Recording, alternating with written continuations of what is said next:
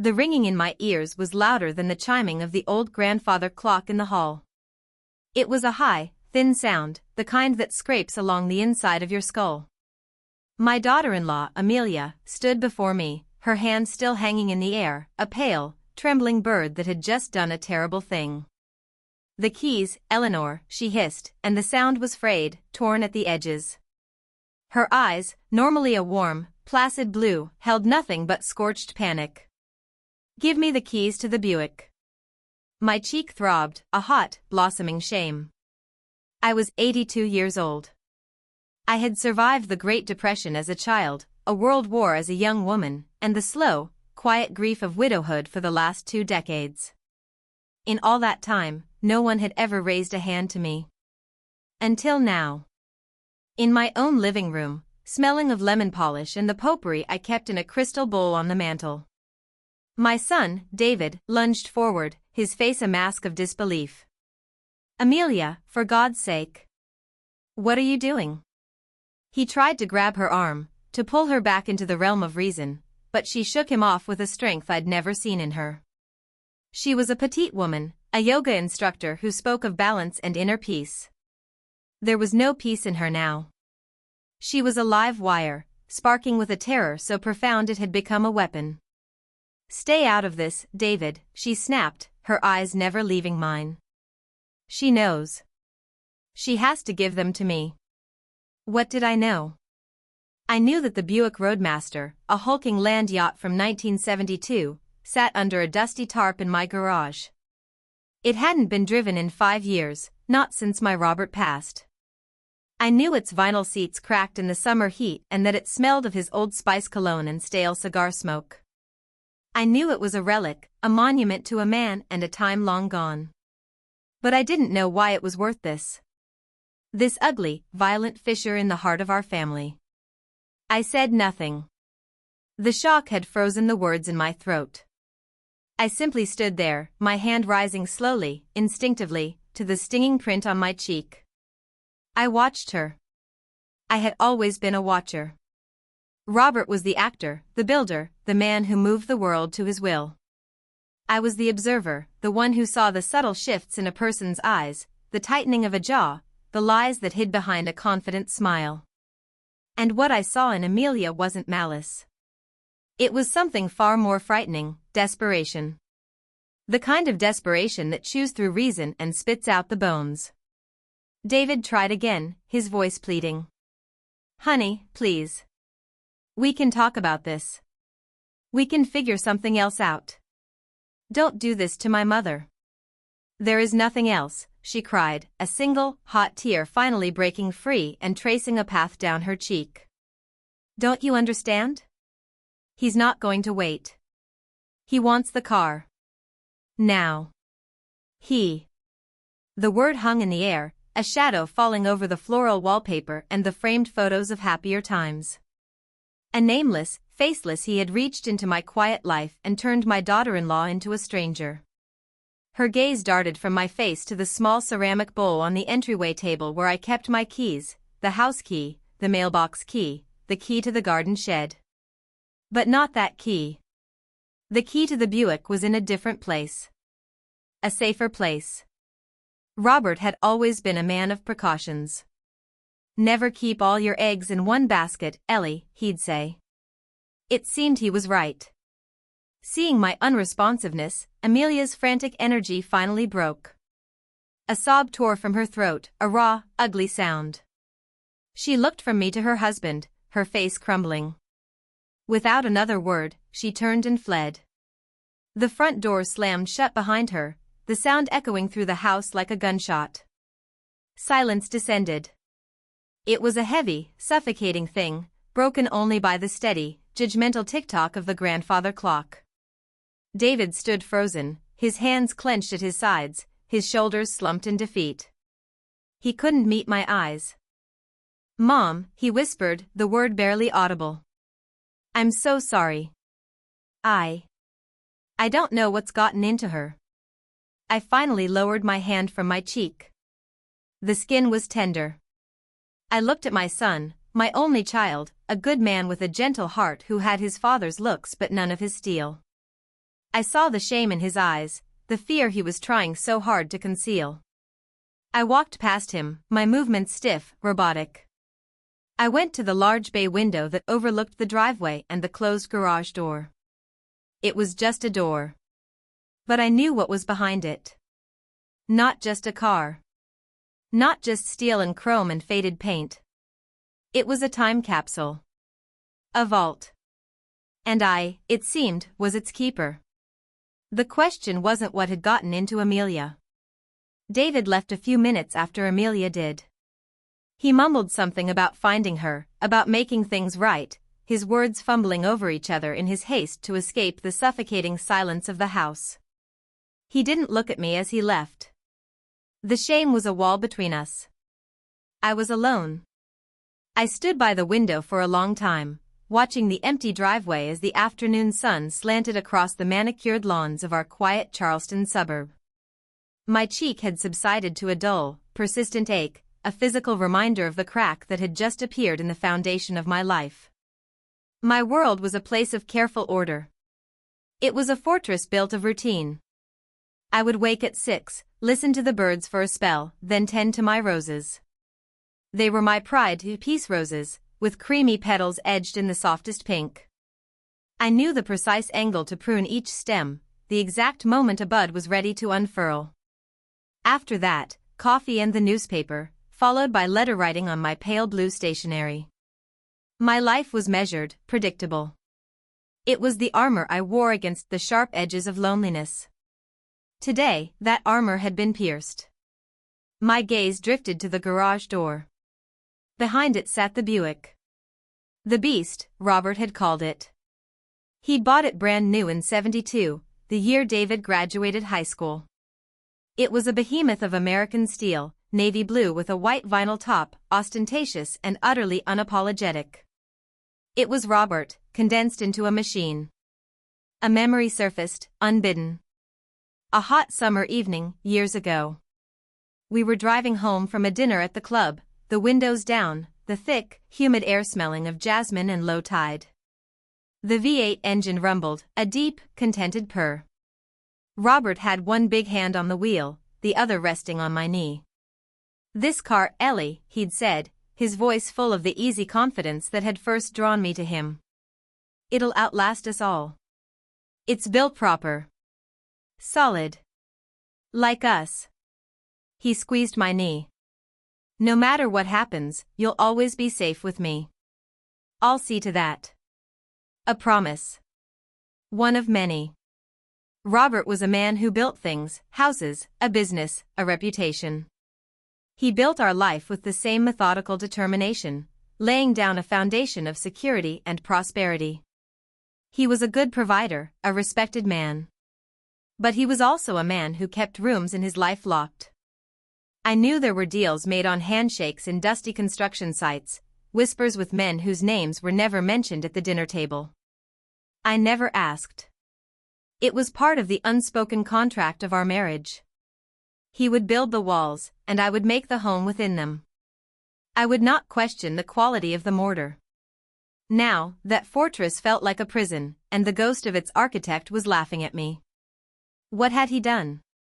What secret had he sealed away in the upholstery of that old car, a time bomb set to go off decades later in my quiet living room? Amelia's desperate face flashed in my mind. He wants the car. Now. Who was this he who could inspire such terror? And why did he believe a rusting relic held the key to anything? I turned from the window. The house was too quiet. The ticking of the clock seemed to be counting down to something. I walked through the living room, my fingers trailing over the cool, smooth surfaces of the furniture. Everything was in its place. The porcelain shepherdess on the mantel, the family photos on the side table, David as a boy in a baseball uniform, Amelia and David on their wedding day, a smiling, sun-drenched couple. It was a life curated to look perfect, serene. A lie. I stopped in front of a framed photo of Robert and me, taken on our 40th anniversary. He stood tall, his arm around my waist, a proprietary hand. His smile didn't quite reach his eyes. I had always known that about him. His eyes were the locked rooms. For 20 years, the Buick had been a monument to my grief. A 2-ton headstone I couldn't bear to part with. I would go into the garage sometimes, lift the corner of the tarp, and run my hand along a fender, the cold metal a conduit to the past. It was an act of remembrance. Now, it felt different. The car was no longer a symbol of my husband. It was a symbol of his secrets. It wasn't a relic, it was a piece of evidence. And the panic in Amelia's eyes told me that the trial was about to begin. I went to the kitchen and put on the kettle for tea. My hands were shaking, but not from fear. Not anymore. The shock was receding, and in its place, something else was crystallizing. A cold, hard resolve. My roses could wait. The letters could remain unwritten. Robert had made a promise to keep me safe. He had failed. Now, it was up to me. The days that followed were a masterclass in avoidance. David and Amelia moved through my house like ghosts, their presence felt more in their silences than in their words. They had returned together late that first night, Amelia's eyes red-rimmed and puffy, David's face set in a grim, exhausted mask. There was an apology, of course. A stammering, hollow thing from Amelia that I accepted with a quiet nod. Accepting an apology and accepting the lie behind it are two very different things. They said it was stress. A business deal gone sour, pressure from investors. They painted a vague picture of financial trouble, the kind of trouble that made people short-tempered and irrational. They hoped I would see the slap not as an act of aggression, but as a symptom of a temporary illness. They wanted me to be a sweet, forgetful old woman. They underestimated me. I became a student of the cracks in their facade. I watched the way Amelia shredded her napkin at the dinner table, her fingers never still. I saw how David's smile never reached his eyes when he asked if I needed anything from the store. They were performing a play of normalcy for an audience of one, and they were terrible actors. The house, once my sanctuary, became a listening post. My hearing might not be what it once was, but my attention was sharper than ever. I'd sit in my reading chair in the evenings, a book open on my lap, my eyes on the page but my ears tuned to the frequency of their anxiety. I learned to distinguish the sound of Amelia's restless pacing in the room above from the house's normal creaks and groans. The phone calls were the worst. They spoke in hushed, frantic tones, always retreating to the back porch or their bedroom, closing the door not quite all the way. Their whispers were like venom seeping under the door. I couldn't make out all the words, only fragments, disjointed and sharp. Another extension, that's all we're asking, David's voice, pleading. He laughed, David. He just laughed. Amelia's, brittle with despair. One night, I couldn't sleep. A restless energy had settled deep in my bones. I went downstairs for a glass of warm milk, my slippers making no sound on the thick hall runner. As I passed the living room, I saw them. They were sitting on the sofa in the dark, illuminated only by the cold, blue light of a cell phone screen in Amelia's hand. They thought I was asleep. I flattened myself against the wall in the hallway, my heart a slow, heavy drum against my ribs. Her voice was a raw whisper, stripped of all pretense. "We don't have that kind of money, Thorne," she choked out, her voice cracking. "We just don't. We've sold everything we can. The stocks, my mother's jewelry, there's nothing left." David's reply was a low murmur I couldn't catch. "It doesn't matter," Amelia continued, her voice rising in pitch. "It's not about the money anymore, don't you see? He'll take everything. The house, what's left of the business. He knows about the Buick. He thinks Robert." Her voice broke into a quiet, desperate sob. Thorne. The name wasn't a shout, it was a cold, metallic clang in the deep well of my memory. It wasn't a name I had heard in years, not since Robert was alive. It belonged to the world of those locked rooms, to the whispers I had chosen to ignore. A name associated with steel dust, concrete, and a deal that had ended badly. I couldn't place the face, but I remembered the feeling it evoked in my husband, a grim satisfaction, like a predator who had successfully defended its territory. Standing there in the dark, clutching the cool wall, I understood. This wasn't a new problem. This was an old debt coming due. My son was paying for the sins of his father. And this man, Thorne, believed the payment was parked in my garage. I retreated back up the stairs, my quest for milk forgotten. I lay in my bed, the sheets suddenly cold and foreign. The gentle, predictable rhythm of my life was gone. The foundation Robert had built wasn't solid rock, after all. It was built on a fault line. And the tremors had just begun. The whispers had given me a name. And a name was a place to start digging. The next morning, I woke before the sun, not with the gentle drowsiness of age, but with a clarity that felt sharp and dangerous. The woman who had cried herself to sleep was gone. In her place was someone I hadn't known for decades. The young wife who had learned to balance Robert's books, who could spot a padded invoice from 10 paces away, the woman who knew that survival was not a passive state. I was no longer just a resident of this house. I was its custodian. Its keeper. And that included every secret it held. My first act of rebellion was small and silent. After my coffee, while David and Amelia were still asleep, I went to the entryway table. The ceramic bowl was there, filled with its meaningless keys. I walked past it, into the small den where I kept my sewing basket. Underneath a tangle of threads and spare buttons, my fingers found the cool, familiar shape of a single, heavy key attached to a faded leather fob. The Buick key. Robert had given me this spare years ago. For emergencies, Ellie. It seemed the emergency had finally arrived. I didn't hide it somewhere obvious. I walked out to the garden, to my prize-winning peace roses. Near the base of the oldest, most thorn-covered bush, I knelt, my old joints protesting. I dug a small hole in the soft, dark earth with my trowel, wrapped the key in a piece of oilcloth, and buried it. The soil felt cool and final as I patted it down.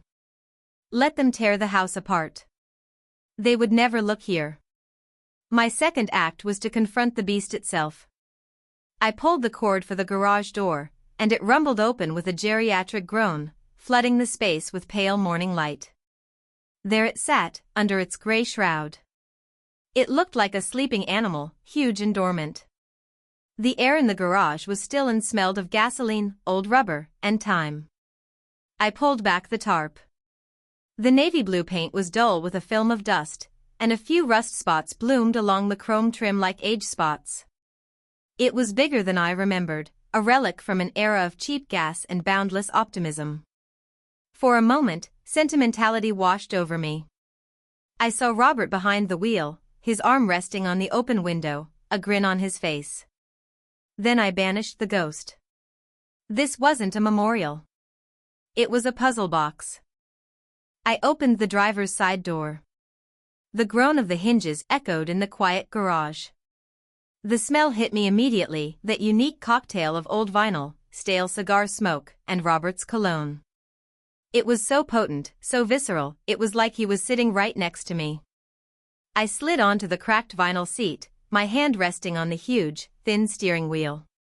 For 20 years, this car had been a symbol of my past.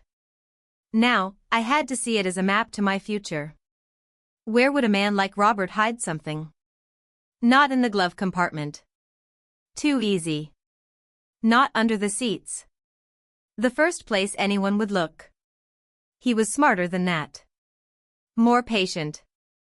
And then I remembered. It wasn't a fully formed memory, more like an echo. A Saturday afternoon, maybe 30 years ago. He was tinkering with the car, something he rarely did. I'd brought him a glass of lemonade. He was on his back, halfway under the dashboard, a screwdriver in his hand. "What on earth are you doing, Robert?" I'd asked. He'd grunted, sliding out. There was a smudge of grease on his nose. "Just a little custom improvement, Ellie. A private security box. For important papers. You never know." He tapped a spot on the underside of the dash, just to the right of the steering column. "Don't you ever forget where this is." I had forgotten. For 30 years, I had forgotten. My heart began to beat a little faster. I leaned over, my body stiff and awkward, and angled myself to look up under the dashboard. It was a dark, confusing tangle of wires and metal. I ran my fingers along the rough underside, feeling for anything out of place. My fingers, thinned by age but still nimble from years of sewing, traced over a smooth surface that didn't belong. A small, flat metal plate, no bigger than a postcard, held in place by what felt like small, inset screws. It was flush with the surrounding metal, painted the same matte black. Almost invisible unless you knew exactly what you were feeling for. A secret compartment. With trembling fingers, I tried to find a latch, a button, a release. Nothing. It was sealed tight. It would likely require tools, and more strength than I possessed, to open. I slid back into the seat, my mind racing. I reached in and tried the latch. It was empty. The small space behind the metal plate was hollow, a vacant cavity. A wave of disappointment washed over me, so sharp it felt like a physical blow. But it was quickly replaced by something else. The fact that it was empty didn't mean it was meaningless. It meant that whatever Robert had hidden, he had either moved it, or someone else had already found it. Or maybe the secret wasn't what was in the compartment. Maybe the secret was the compartment. Its existence was a clue. It proved Robert had something to hide. It proved that Amelia's fears, that Thorne's obsession, weren't born from fantasy. They were rooted in a truth my husband had gone to great lengths to conceal. I sat there for a long time in the silence of the garage, the smell of the past all around me. I was no longer just defending a memory. I was investigating a crime. And my chief suspect was the man I had loved for 50 years. My next target was the one room in the house that was still, unequivocally, his. Robert's office. After he died, I'd locked the door and left it, a perfect time capsule of the man he was on his last day. The family had suggested clearing it out, but I'd refused. "I'm not ready," I'd told them. The truth was, I was afraid of it. Afraid of the silence, of the lingering scent of his cigars, of the finality of an empty chair behind a large oak desk. Now, fear was a luxury I couldn't afford. Knowledge was the only currency that mattered. Under the guise of finally getting around to some spring cleaning, I took the key from the hook in the kitchen pantry. It felt heavy in my hand. The lock turned with a stiff, protesting click. The air that met me as I opened the door was thick and stale, a potent mixture of old paper, leather, and dust. A single beam of sunlight cut through the grimy window, illuminating dancing motes of dust in its path. Everything was exactly as he'd left it. A half-empty glass of bourbon on the desk, a fine layer of dust coating its surface. An open ledger. A silver pen lying beside it. It felt like trespassing. Like an invasion of a very private space. For a moment, I faltered. Then I thought of Amelia's terror, of David's helpless shame, of the slap that still echoed in my memory. I closed the door behind me. I didn't know what I was looking for. A letter? A name? A number? I started with the obvious, the desk. The drawers were meticulously organized. One for stationery, one for invoices, another for blueprints of the houses he'd built all over the Low Country. It was the public face of Robert Vance, contractor. Neat. Orderly. Legitimate. But I knew my husband. He had a public face and a private one. He believed in redundancies, in hidden safeguards. I ran my hands along the underside of the drawers, around the back of the desk, searching for anything taped or tucked away. Nothing. My eyes fell on the bookshelf. It was filled with leather-bound volumes on architecture and engineering, books on local history, biographies of powerful men. Carnegie. Rockefeller. Ford. Men who had built empires, often on foundations of ruthlessness. Robert had admired them. I scanned the titles, then I started pulling them from the shelf, one by one. I shook them, riffled through their pages. Nothing but the dry scent of aging paper. I was about to give up when I noticed it. On the bottom shelf, tucked behind a thick volume on municipal zoning laws, was something that didn't belong. It wasn't a book. It was an old-fashioned accountant's ledger, bound in worn, green leather, much older and more weathered than anything else in the office. It had no title on the spine. It was anonymous. Private. I pulled it out. It was heavy, dense with paper. I carried it to the desk, sat in his high-backed leather chair, it still held the faint impression of his body, and opened it. The pages were filled with his familiar, decisive handwriting. It wasn't a record of the business, not the official one I used to help with. This was something else. A shadow ledger. It was a log of dates, names, and numbers stretching back 30, 40 years. Most of it was cryptic. A single initial next to a dollar amount. A notation like Peer Project, materials expedited. I paged through the years, my heart thudding a slow, heavy rhythm. I was peeling back the skin of my own life, looking at the ugly mechanics beneath. I saw the names of city councilmen next to figures that looked suspiciously like donations made just before a big zoning vote. I saw notes about union troubles that mysteriously resolved themselves. This was the mortar he'd used to build our fortress. And then I found it. About halfway through the book, dated nearly 35 years ago. The name was written in sharp, angry strokes, Thorne, Sr. It wasn't just a name. It was an entire page. A series of entries detailed a joint land development deal. The Seabrook parcel. There were figures for investment, projections for profit. For the first few months, the entries were routine. Then the tone changed. My husband's handwriting grew smaller, tighter. T. Disputing material costs. Arrogant fool. T. Meeting with rival bidders. Cannot be trusted. Auditor confirms T. Skimming from equipment fund. Confrontation inevitable. The final entry on the page was stark. It was written in a different pen, the ink darker, as if he had pressed down with immense force. Thorne matter resolved. Permanently. Resolved. Permanently. The words were cold, clinical, and utterly terrifying. They were the words of a man closing a door and turning the key. My breath caught in my chest. I remembered the whispers from my past, fragments of conversations I'd overheard about Robert's original business partner. A man named Leonard Thorne. A man who had died. A tragic accident, they'd said. Fell from the scaffolding on the Seabrook site. A terrible, unlucky misstep. I felt a chill that had nothing to do with the cool air of the unused room. I had mourned for Leonard's widow. I had sent flowers.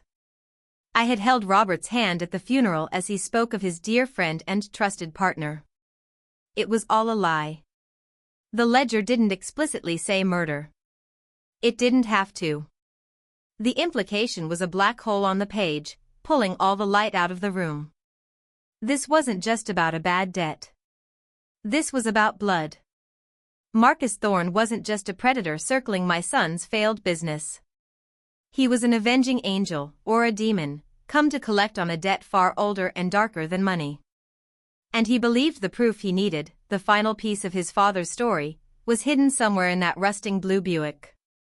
The green ledger felt like it was burning a hole in the polished oak of the desk. Resolved. Permanently. The two words had reconfigured my entire past. The loving husband, the strong provider, the respected community builder, that man was a carefully constructed fiction. The real Robert Vance was a man who wrote sentences like that in a secret book. Panic is a rising tide, if you let it, it will drown you. I took a deep, shuddering breath, forcing the air into my tight chest. Panic was a weakness. I needed strength. I needed information. I needed someone who knew the world Robert had truly inhabited, the world of whispers and shadows that existed just beneath the placid surface of Charleston society. There was only one name that came to mind: Frank Miller. Frank had been a police detective back in the day, a good one, until the bureaucracy and the politics wore him down. He'd quit the force and opened a private investigation firm. Robert had used him occasionally for what he called due diligence. Vetting new hires, checking on subcontractors. But I always suspected the work was sometimes more delicate. Frank was a man who knew how to find things people didn't want found. He'd retired years ago, around the same time Robert passed. The last I heard, he was living out on John's Island, keeping bees. Finding his number wasn't easy. It wasn't in my address book of friends and relatives. I had to go back into Robert's desk, to an old, worn Rolodex. And there it was, under M. Miller, Frank, with a number and no other description. Discretion was the bedrock of their relationship. I carried the phone from the kitchen into the office and closed the door. My hand was trembling as I dialed. It felt like I was crossing a line, stepping out of my quiet, sun-drenched world and into the murky one my husband had shielded me from. The phone rang 4 times, each ring a jangling nerve in the silence. I was about to hang up when a gruff, gravelly voice answered. "Yeah? Is this Frank Miller?" I asked, my own voice sounding thin and reedy. There was a pause. "Who's asking?" "My name is Eleanor Vance. I'm Robert Vance's widow." The silence on the other end of the line was long and heavy. I could hear the faint, distant buzzing of bees. For a moment, I thought he'd hung up. "Eleanor," he finally said, his voice softening just a fraction. "Well, I'll be damned. It's been a long time. I was sorry to hear about Robert." "Thank you, Frank. It's kind of you to say." I took a breath. Small talk was a waste of time we didn't have. "I'm calling because I need your help. It's about something from the past. Something to do with Robert's business." The past is a damn heavy thing to go digging in, Eleanor.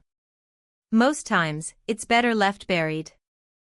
"I don't have that choice," I said, and the conviction in my voice surprised even me.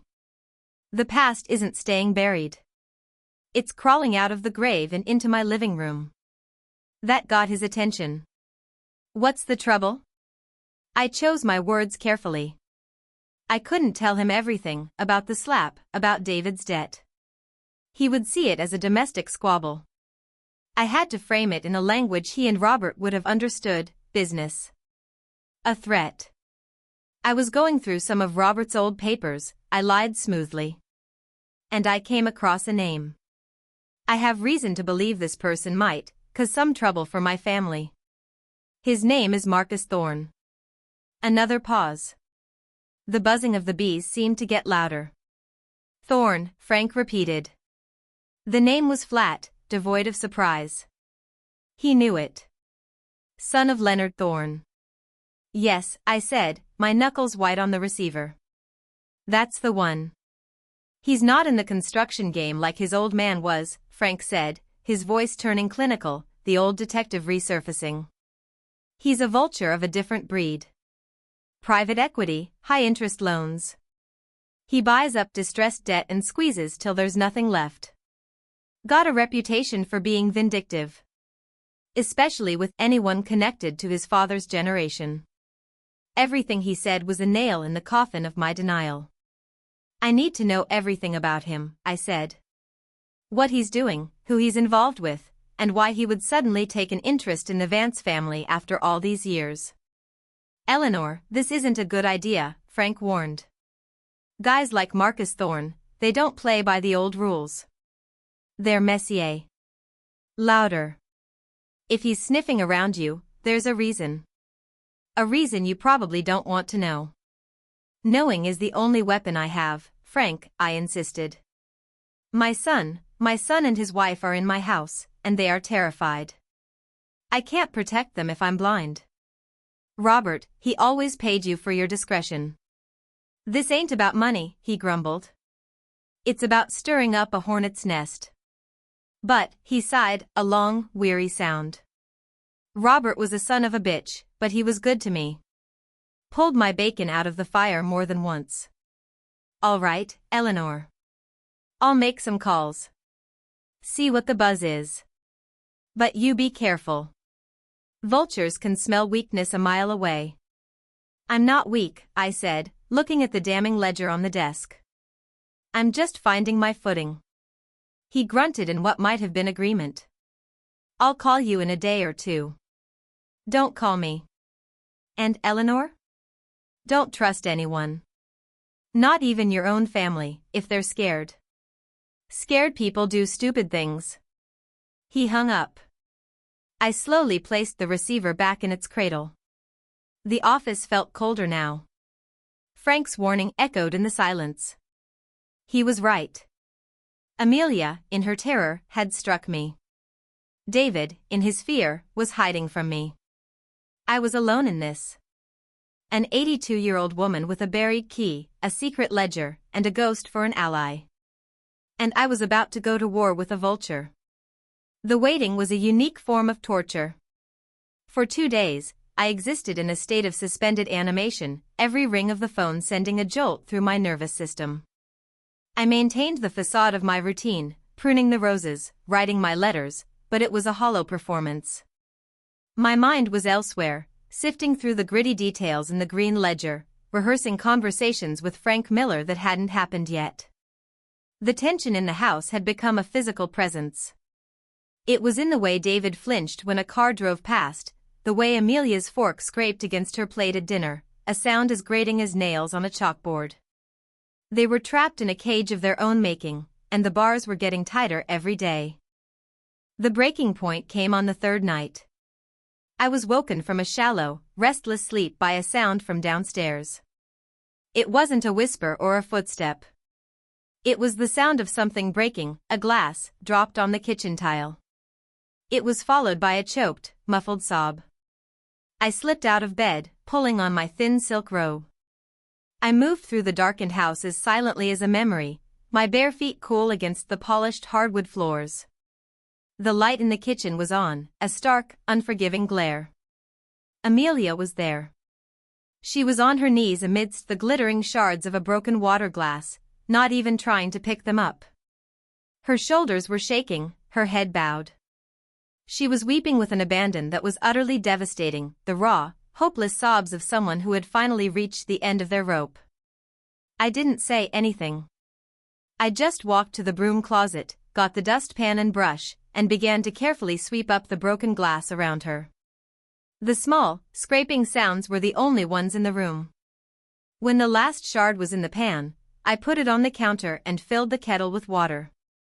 I moved with a deliberate, calming rhythm, my actions a silent message, I am here. I am not judging you. I made 2 cups of chamomile tea, placing one on the table in front of the chair she had now collapsed into.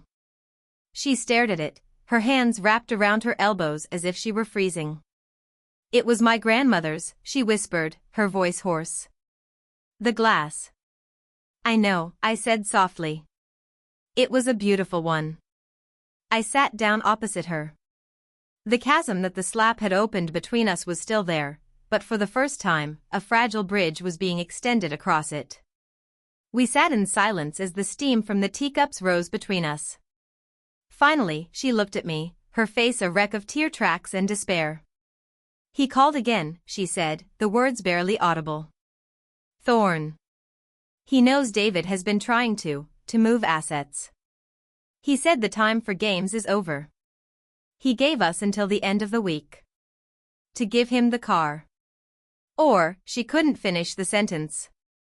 A fresh wave of tears choked her. Or what, Amelia? I asked, my voice gentle but firm. I had to know the full shape of the monster we were facing. She took a shuddering breath. Or he sends someone to collect the debt from David. In person. He described in detail how he would break his legs, Eleanor. So he'd never walk properly again. He said it was only fair. A builder's son should know what it feels like to be broken. The cruelty of it was breathtaking. It was personal. It was sadistic. This was not business. This was vengeance. Tell me everything, I said. From the beginning. No more lies. The stress, the business deal. I want the truth. And so, it all came pouring out. The story was as old as time, ambition mixed with naivete. David had a vision for a boutique construction firm, one that built sustainable, eco-friendly homes. He was a good builder, but a poor businessman. He'd needed capital to get started, and the banks were cautious. Then, Marcus Thorne had appeared, like an answer to a prayer. He presented himself as a venture capitalist, an angel investor. He was charming, sharp, and he loved David's vision. He offered them a loan with terms that seemed too good to be true. They were. The project was hit with unforeseen delays, zoning issues, supply chain problems. David fell behind. The interest on Thorne's loan ballooned, compounding at a predatory rate. Soon, they weren't just in debt, they were drowning in it. When they tried to renegotiate, Thorne's charming mask had dropped. He revealed he knew exactly who David was. The son of Robert Vance. The man who had ruined his father. He doesn't just want to ruin us, Eleanor, Amelia wept, her hands twisting in her lap. He wants to humiliate us. He wants to take the last thing your husband owned. He's obsessed with it. He rambles about it on the phone. About how Robert cheated his father, how he hid the proof, documents, account numbers, something, in that car. He thinks it's his birthright. His justice. I listened, my face impassive, my mind cold and clear. Her confession confirmed everything I had pieced together from the ledger and my own intuition. They had walked straight into a trap, one that had been set 35 years ago. Why didn't you tell me? I asked, the question devoid of accusation. Amelia finally met my eyes, and what I saw there was a deep, corrosive shame. We were so embarrassed, she whispered. We had failed. David, he idolized his father. He wanted to live up to his name. To tell you that he'd lost everything, that he'd been so stupid, it was more than he could bear. And I was supposed to be his partner. I supported this. I encouraged him. She looked down at her hands. And when Thorne mentioned the car, we thought, maybe we could just give it to him. That it was just a piece of metal. That you wouldn't have to know how badly we'd messed up. I'm so sorry, Eleanor. For everything. For hitting you. I was so scared, I wasn't thinking. I reached across the table and placed my old, wrinkled hand over her two young, trembling ones. They were ice cold. Fear makes people do things they don't recognize, I said. But the time for fear is over. The time for secrets is over. Her confession hadn't burdened me. It had armed me. I now knew the enemy's motive, his tactics, and his deadline. He had made a critical mistake. He thought he was fighting David, a gentle man he could easily break. He thought he was dealing with Amelia, a panicked woman he could terrorize. He had no idea he was really fighting me. The next day dawned gray and oppressive, the Charleston sky the color of unpolished silver. The air was thick with the promise of a storm. Amelia's confession had changed the atmosphere in the house. The frantic, secret energy was gone, replaced by a heavy, shared dread. They looked to me now, not as an elderly parent to be protected, but as a commander whose orders they awaited. They didn't know I was just as lost as they were, armed only with a dead man's secrets and a prayer that a beekeeper on John's Island would call. The call came just after noon. The phone's shrill ring cut through the quiet house, making both David and Amelia jump.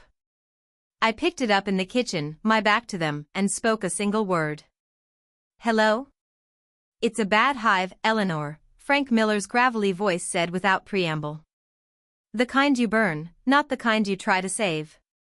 My grip tightened on the receiver. Tell me. Marcus Thorne is worse than I thought, he began, his voice low and urgent. He's not just a loan shark, he's a collector of grudges. He spent his 20s digging into his father's death. Became a damn obsession. He's convinced Robert Vance either pushed his old man off that scaffolding or arranged to have it happen, then used some legal sleight of hand to absorb Leonard's share of the company. The official story, accidental death, never sat right with him. Or anyone else, if they were being honest. I looked at the closed door of Robert's office. Resolved. Permanently. Is there any proof? I asked, my voice a dry whisper. Never was, Frank said. No witnesses who'd talk. The foreman on that site retired to Florida, a millionaire a year later. The police report was thin. Robert had friends in high places, you know that. He could make paperwork disappear. For Marcus, the lack of proof is the proof. He believes your husband was smart enough to hide the evidence of the buyout, the real partnership agreements, the doctored financials, somewhere no one would ever look. Not in a bank, not in his office. Somewhere personal. The Buick, I breathed. Bingo, Frank confirmed. He's been telling anyone who'll listen for years. It's his white whale. He thinks finding those papers won't just make him rich, it'll vindicate his father's memory. It'll prove he wasn't a failure who fell off a beam, but a victim. The storm outside was getting closer. A low rumble of thunder vibrated through the floorboards. He's squeezed your son, hasn't he? Frank asked. It wasn't a question. That's what this is about. I pulled some credit reports. David Vance is leveraged to the hilt. Thorne holds all the paper. He threatened to hurt him, Frank. Badly. There was a grim silence on the line. I could hear him breathing. I believe it. This isn't just business for him, Eleanor. It's biblical. An eye for an eye. A son for a son. He's trying to destroy David to get back at Robert. And he's using the car as the lever. I closed my eyes. The full, monstrous weight of it settled on me. This wasn't about a debt my son had incurred. This was about a blood feud he had inherited. David and Amelia weren't just victims of a bad loan, they were pawns in a ghost's revenge fantasy. What can I do, Frank? I asked, my voice stripped of all its earlier strength. The police? He gave a short, bitter laugh. And say what? A man is trying to collect on a legal, if predatory, loan? That he's saying mean things on the phone? They won't do a thing until after someone gets hurt. And guys like Thorne, they have expensive lawyers who can tie this up in civil court for a decade. He's insulated. He was right. We were trapped. Thorne had built a perfect cage of legality and intimidation around us. Any move we made would be seen as a debtor trying to evade payment. Any plea for help would sound like a paranoid fantasy. So we give him the car? I asked, the words tasting like ash. Might be your only play, Frank admitted, and I could hear the reluctance in his voice. Give the man his damn trophy. Let him tear it apart. When he finds nothing, maybe he loses interest. Or maybe, he added, his voice darkening, it makes him angrier. More convinced you're hiding something. It's a gamble. The first fat drops of rain began to splatter against the kitchen window. The storm had arrived. Thank you, Frank, I said quietly. You've given me what I needed to know. Eleanor, listen to me, he said, his voice urgent. Don't try to be a hero. Robert played in the mud. You never had to. Don't start now. Some fights, the only way to win is to walk away. I hung up the phone. The quiet click of the receiver echoed in the kitchen. David and Amelia were standing in the doorway, their faces pale, their eyes wide with a mixture of fear and hope. What did he say, Mom? David asked. I looked at my son. My gentle, kind son, who wanted to build beautiful things and had been caught in the ugly machinery of his father's past. I looked at Amelia, who had been pushed to violence by a terror she couldn't contain. Frank was wrong. Walking away wasn't winning. It was a deferred loss. Thorn wouldn't stop with the car. A man this obsessed, this full of hate, would never stop. He would take the car, find nothing, and then he would come back for his payment in flesh and bone. He would break my son, just as he promised. I looked from their faces to the closed door of Robert's office. No. We would not run. We would not hide. We would not give him the car. We would set a trap of our own. Get your coats, I said, my voice as calm and steady as the rain that was now lashing against the house. We're not going to wait for him to come to us. We're going to him. David and Amelia stared at me as if I'd just announced I was taking up professional wrestling. The idea of confronting Marcus Thorn was so contrary to their instincts for flight and concealment that they couldn't process it. Mom, what are you talking about? David asked, taking a hesitant step forward. Go to him? Frank just said. Frank Miller is a good man, but he thinks like a detective, I cut in, my voice sharp and clear, leaving no room for argument. He sees the board as it is. I'm seeing the board as it could be. Right now, Thorn has all the power. He's the predator, we're the prey. He controls the narrative, the timing, the fear. We are going to change that. I motioned for them to follow me into the living room, the one that had been the site of our family's rupture just days before. Now, it would be our war room. I sat in my usual armchair, the place where I read and did my needlepoint. The familiarity of it grounded me. I was still Eleanor Vance, but I was also someone else now. I was Robert's wife, in a way I had never been when he was alive. I was thinking like him. Sit, I commanded. They sat on the sofa opposite me, perched on the edge of the cushions like nervous birds. First, you need to understand the man your father was, I began, looking directly at David. He wasn't just a builder. He was a fighter. He was ruthless when he had to be. He built this family's security on a foundation that wasn't always clean. I spent 50 years turning a blind eye to the dirt on his hands because I was comfortable and I was safe. That time is over. The legacy he left us isn't just this house and his reputation. It's this fight.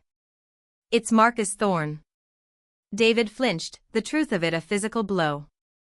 Amelia reached out and took his hand. Thorn believes there are documents in the Buick, I continued, my mind working with a crystalline clarity. Proof that Robert cheated his father. He's obsessed.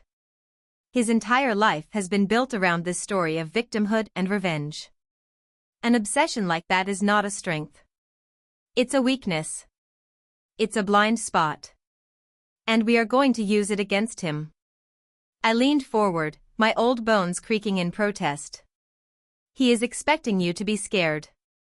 He is expecting you to run, to hide, to beg. He is not expecting me. He is not expecting an 82-year-old woman to invite him into her home for a civilized conversation. You're going to call him? Amelia whispered, horrified. I am, I said. And I am going to offer him exactly what he wants. Not the car. Something better. The truth. My plan began to unfold in the quiet, rain-lashed living room. It was audacious, dangerous, and it relied entirely on my ability to read a man I had never met. It was a poker game where I was bluffing with an empty hand. Here is what we are going to do, I said, my gaze locking with each of them in turn, forcing them to see my conviction. David, I need you to go to the bank first thing in the morning. I have a safe deposit box there. It hasn't been opened since your father died. I need you to retrieve the contents for me. What's in it? David asked. Memories, I said, which was not a lie. And a very official-looking, very old key. Amelia, I continued, turning to her. I need you to be my witness. My support. When Thorn comes, you and David will be here. You will not speak unless I ask you to. You will not show fear. You will stand behind me, a united front.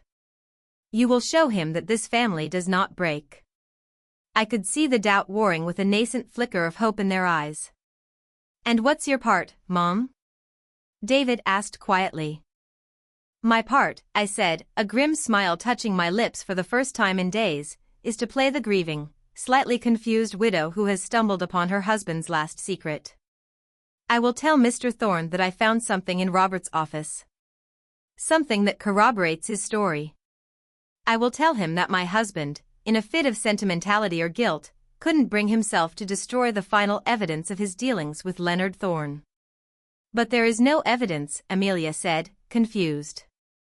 The ledger, you can't show him that. Of course not, I said. What I will show him is much more powerful than a piece of paper. I will show him a key. An old, rusty key to a bank box that no longer exists. And I will tell him that inside that box is everything he's ever dreamed of. The original partnership agreement. The proof of his father's ownership. The justice he so desperately craves. The silence in the room was absolute, broken only by the drumming of the rain. They were beginning to understand. It's a lie, David breathed, a look of awe on his face. It is a story, I corrected him. And Marcus Thorne is its most eager audience. He wants to believe it so badly that he will make it true in his own mind. I will give him that key in exchange for one thing, the signed and notarized forgiveness of your debt, and his word that he will never contact our family again. He'll never agree, Amelia protested. He'll just take the key and come after us anyway. He will agree, I said with utter certainty. Because his greed for revenge is greater than his greed for your money.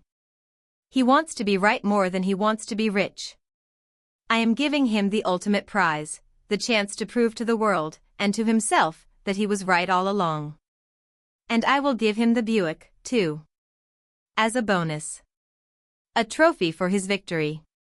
I leaned back in my chair, the plan settled, solid and heavy, in my mind. It was a terrible gamble. If my reading of Marcus Thorne was wrong, if his sadism outweighed his obsession, then we would lose everything. But as I looked at the faces of my son and his wife, I saw the terror being slowly replaced by a fragile, dangerous hope. For the first time since this nightmare began, they weren't victims. They were conspirators.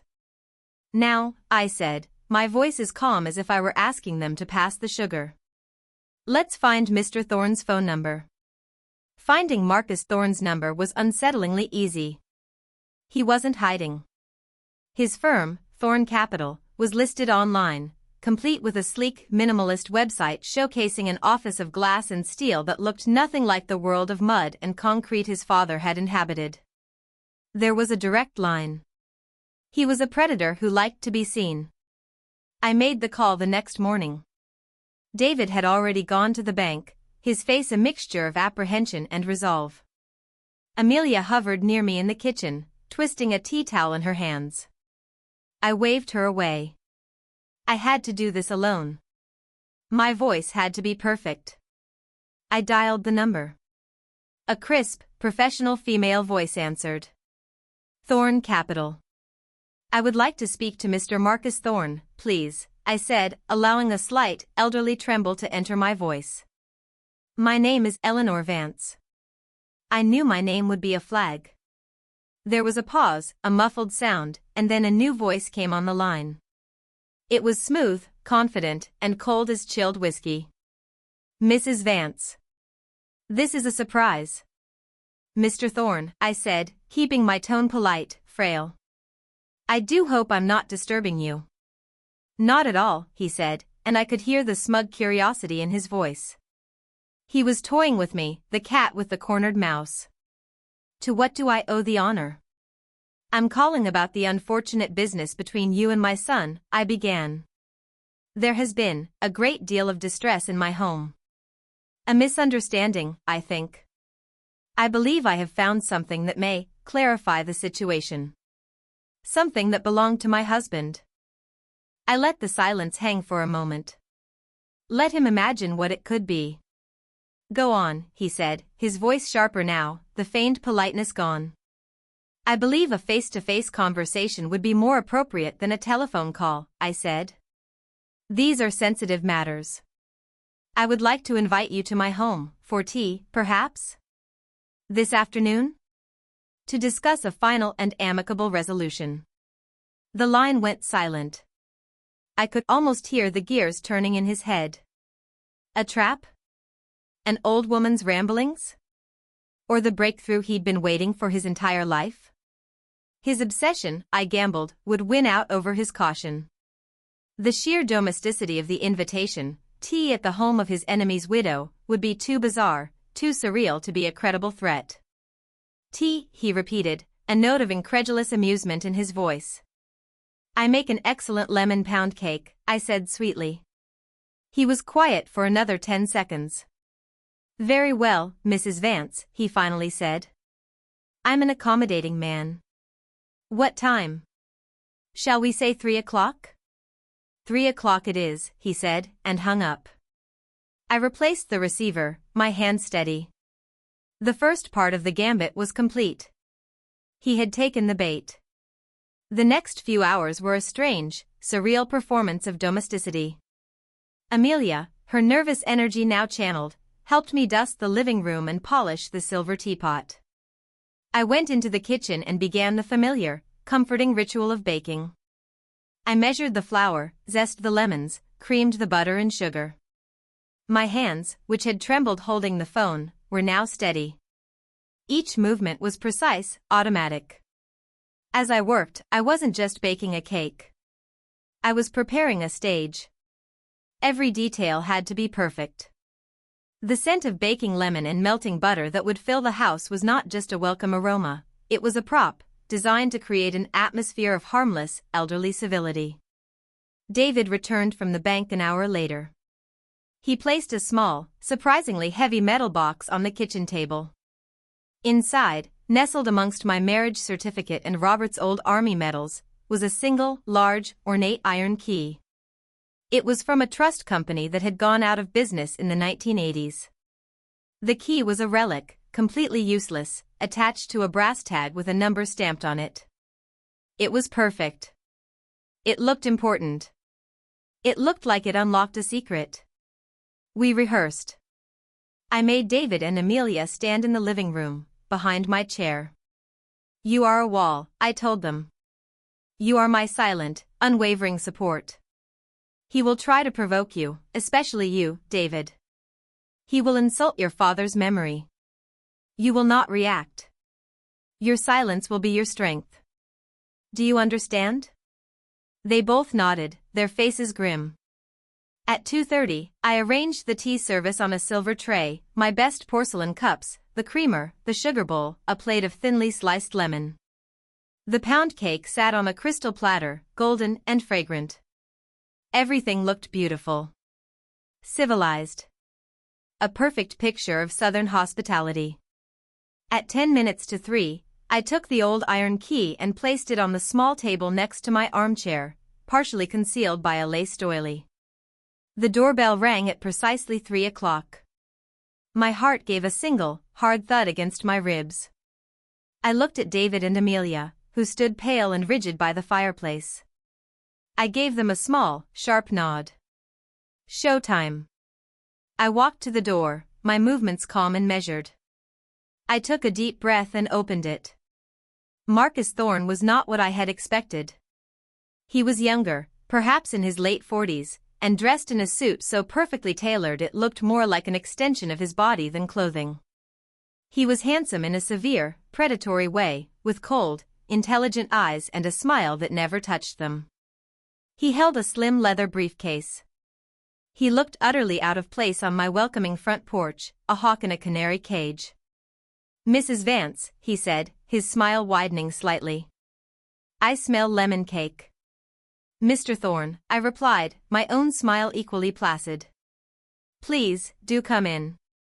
He stepped inside, and the atmosphere in the house shifted immediately. It was as if the temperature dropped 10 degrees. He moved with a slick, contained confidence, his cold eyes taking in everything at once, the grandfather clock, the family photos, the worn oriental rug. He was assessing, calculating. He was not a guest, he was an inspector. His gaze landed on David and Amelia, standing stone-faced by the fireplace. A flicker of something, triumph, perhaps, crossed his face.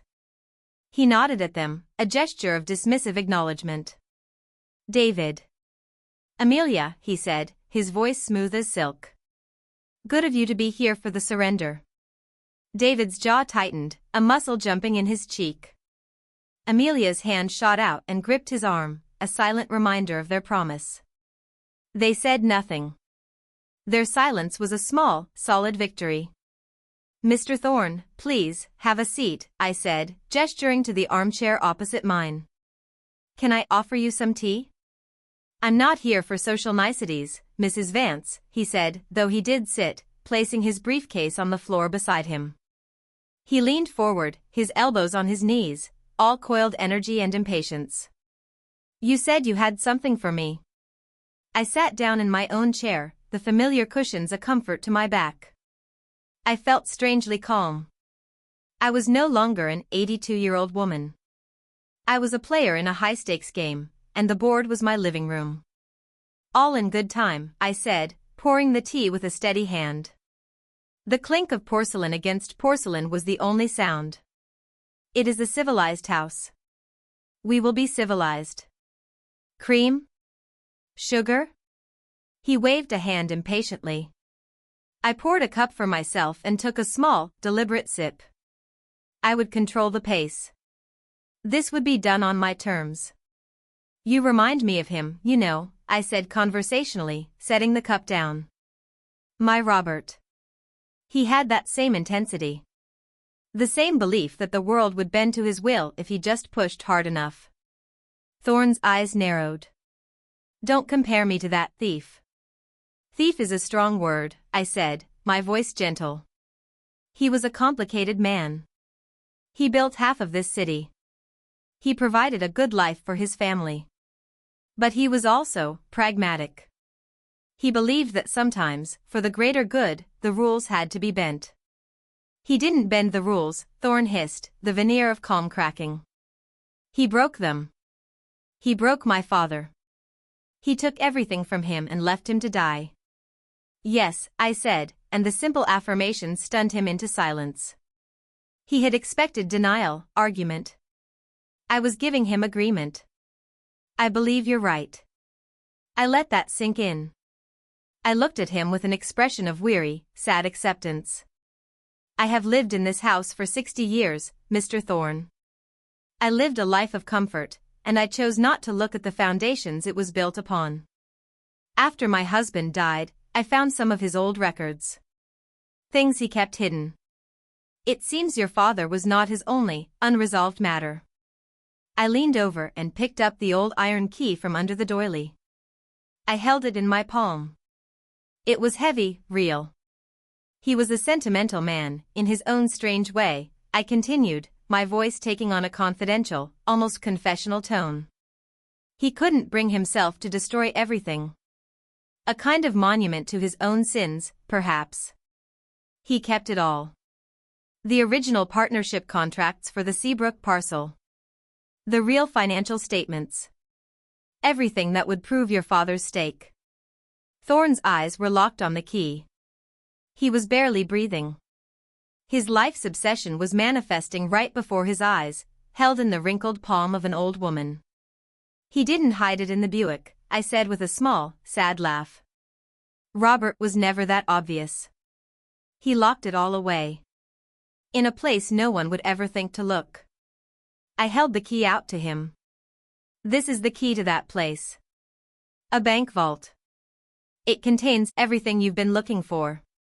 The proof. Your justice. He didn't move. His mind was working, searching for the trick, the angle. Why, he finally asked, his voice rough. Why would you give this to me? Because my son is not my husband, I said, my gaze flickering to David. My son is a good man who has been caught in a war he didn't start. I am tired of the ghosts of the past destroying the future. I want this to be over. I want my family to have peace. I placed the key on the tea table between us. I will give you this key, I said, my voice dropping, becoming as hard as steel. And I will give you the title to the Buick. Your trophy. In exchange, I want the paperwork for my son's loan, marked paid in full. And you will sign a document, which my son has already prepared, stating that you will have no further contact with any member of the Vance family. Ever. He stared at the key, then at me. It was a perfect trap. To refuse my offer would be to admit that his quest was never about justice, only about torturing my son. To accept it was to get everything he ever wanted. The documents are in my briefcase, David said, his voice steady and strong for the first time. He stepped forward and laid a small folio on the other end of the table. Thorne was silent for a full minute. He looked from the key to David's folio, then back to my face. He was searching for the lie, but all he could see was an old woman making a desperate bargain to save her family. The story was too compelling. Too perfect. Finally, he reached out and took the key. He examined it, his fingers tracing its rusty, ornate shape. He believed. He opened his briefcase and produced a thick file. He signed the top page with a flourish, then pushed it across the table. He took the document David had prepared and signed that too, without even reading it. His eyes were still on the key. He had his justice. The rest was just business. He stood up. The car, he said. I'll send a flatbed for it this afternoon. The keys are in the ignition, I said. The title is in the glove compartment. He nodded, a sharp, final gesture. He picked up his briefcase, the iron key still clutched in his other hand. He walked to the door without another word, without a backward glance. He had won. The door closed behind him. The three of us stood in the silent living room, the signed documents sitting on the table like a peace treaty. The air was thick with the scent of lemon cake and victory. Amelia was the first to speak, her voice a trembling whisper. Oh my God, Eleanor. You did it. David sank onto the sofa, burying his face in his hands, his shoulders shaking with relief. I remained in my chair, my heart beating a slow, steady rhythm. The game was over. I had bluffed the devil himself and won. But the final move was yet to be played. The flatbed truck arrived an hour later. We watched from the living room window as two men winched the old Buick out of the garage. It looked sad and undignified in the harsh afternoon light, a beached whale being dragged away. When it was gone, the empty space in the garage seemed vast, a missing tooth in the smile of the house. I felt a pang, not of loss for the car, but of farewell to the man Robert had been, and the life I had lived with him. That chapter was now, finally, closed. The days that followed were quiet. The oppressive weight of fear had lifted, leaving behind a fragile, tentative peace. David and Amelia began to smile again, real smiles that reached their eyes. They talked about the future, about starting over, smaller this time, wiser. The slap was never mentioned, but its memory was a quiet reminder of how close they had come to the edge. An apology had been made not in words, but in the new, gentle way Amelia would touch my arm, in the deep respect that had replaced fear in my son's eyes. About a week later, Amelia found me sitting on the back porch, watching the sun set behind the live oaks. She sat in the rocking chair beside me, a cup of tea in her hands. I have to ask, Eleanor, she said softly. What was really in that box? I smiled, a slow, secret smile. I looked out at my roses, their petals glowing in the golden light. Nothing, I said. Absolutely nothing. It's been empty for 30 years. Robert closed out that account when the trust company was bought out in the 80s. The key was just a piece of junk he tossed in a box of keepsakes. Amelia stared at me, her mouth slightly open. But Thorne, he'll find out. He'll open it and see it's empty. Won't he come back? Angrier than before? Oh, he will find out it's empty, I agreed. But not for a very, very long time. A man like Marcus Thorne, a man so consumed by a story, can't accept a simple truth. An empty box is an unacceptable ending to his epic tale. He won't believe it. He'll think we tricked him, that we swapped the key, that the bank is hiding something. He will hire lawyers. He will try to get court orders. He will spend a fortune and years of his life trying to prove that something should have been there. He's no longer chasing us, my dear. He is chasing a ghost. He's trapped in a prison of his own making, and that old, rusty key is the lock. I took a sip of my tea. The air was cool and smelled of damp earth and blooming night jasmine. For the first time in a long time, I felt a profound sense of peace. I had not erased Robert's sins, but I had paid his debt. I had used his own weapons, cunning, psychology, a deep understanding of human weakness, to protect what he had built. The Buick was gone. The secret ledger was burned, its ashes scattered in my rose garden. The ghosts of the past had been faced, not by a strong man with dirty hands, but by an old woman with a clear mind. I looked down at my own hands, resting in my lap. The skin was thin as paper, etched with the roadmap of my long life. They didn't look like the hands of a fragile old lady anymore. They were the hands of a keeper, a warrior, a queen who had defended her small kingdom against a dragon. I had sacrificed the symbol of my past to give my family a future. The world wasn't perfect, and the foundations of our life were still built on a complicated truth. But the facade was gone, replaced by something stronger, something more honest. And in that fragile, hard-won honesty, there was room to breathe. There was hope.